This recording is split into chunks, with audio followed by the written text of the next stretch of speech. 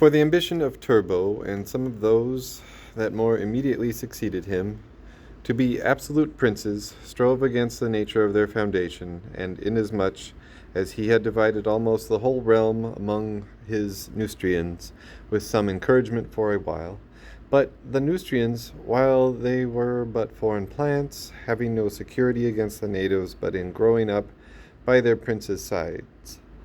were no sooner well rooted in their vast dominions than they came up according to the infallible consequences of the balance domestic and contracting the national interest of the baronage, grew as fierce in the vindication of the ancient rights and liberties of the same, as if they had been always natives.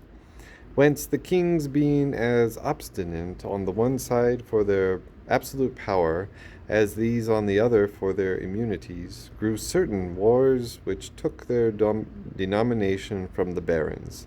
This fire, about the middle of the reign of Adoxus, began to break out, and whereas the predecessors of this king, had divers times been forced to summon councils resembling those of the Teutons, unto which the lords only that were barons by dominion and tenure had hitherto repaired. Adoxus, seeing the effects of such dominion, began first not to call such as were barons by writs, for that was according to the practice of ancient times, but to call such by writs as were otherwise no barons, by which means, striving to avoid the consequence of the balance, in coming unwillingly to set the government straight, he was the first that set it awry. For the barons in his reign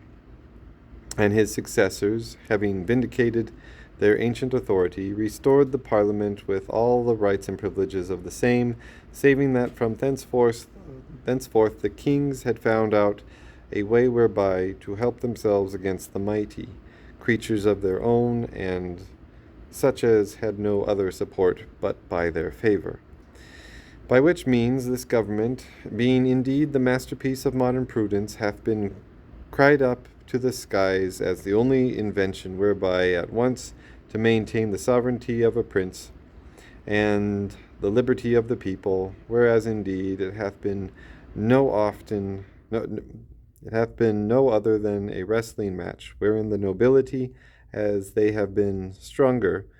have thrown the king, or the king, if he have been stronger, hath thrown the nobility, or the king, where he hath had a nobility and could bring them to his party, hath thrown the people, as in France and Spain, or the people, where they have had no nobility, or could get them to be of their party, have thrown the king, as in Holland, and of later times in Oceana. But they came not to this strength, but by such approaches and degrees as remain to be further opened. For whereas the barons by writs, as the 64 abbots and 36 priors that were so called, were but pro tempore, dichotome, being the 12th king from the conquest, began to make barons by letters patent, with the addition of honorary pensions for the maintenance of their dignities to them and their heirs, so that they were hands in the king's purse, and had no shoulders for his throne. Of these, when the House of Peers came once to be full, as will be seen hereafter, there was nothing more empty, but for the present, the throne having other supports, they did not hurt that so much as they did the king. For the old barons, taking Dichotome's prodigality to such creatures so ill that they deposed him, got the trick of it, and never gave over setting up and pulling down of their kings,